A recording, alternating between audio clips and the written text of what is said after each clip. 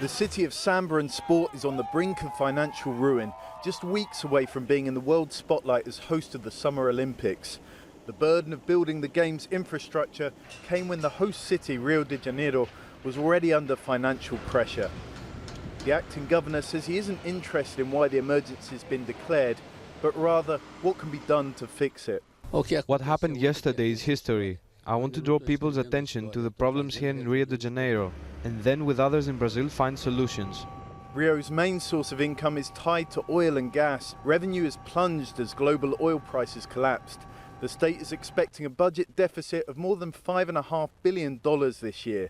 That's demanding drastic measures.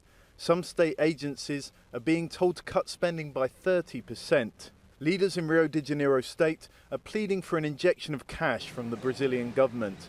Without it, they say there could be a total collapse in public services.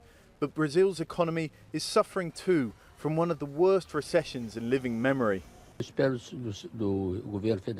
hope that the federal government works with us, especially in the areas of public safety, health and transport, which are very important issues for Rio. Local media as well as agencies report that the federal government is likely to give Rio State about $850 million in a meeting on Monday. That will at least help them finish the metro line heading to the Olympic Park. At least 500,000 tourists will visit Rio in August.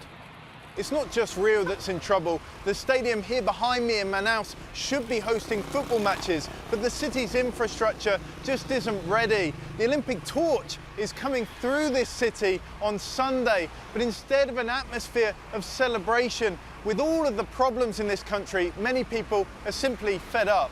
The local Olympics organising committee is playing down the impact of Rio de Janeiro's financial troubles. It says the Games rely entirely on private funds and won't be affected. Economists and local government leaders are already looking to when the Olympic torch is handed on to the next host city, Tokyo in Japan, and the visitors have left. That, they say, is when Rio's dire financial situation will really bite. Holman, Jazeera, Manaus.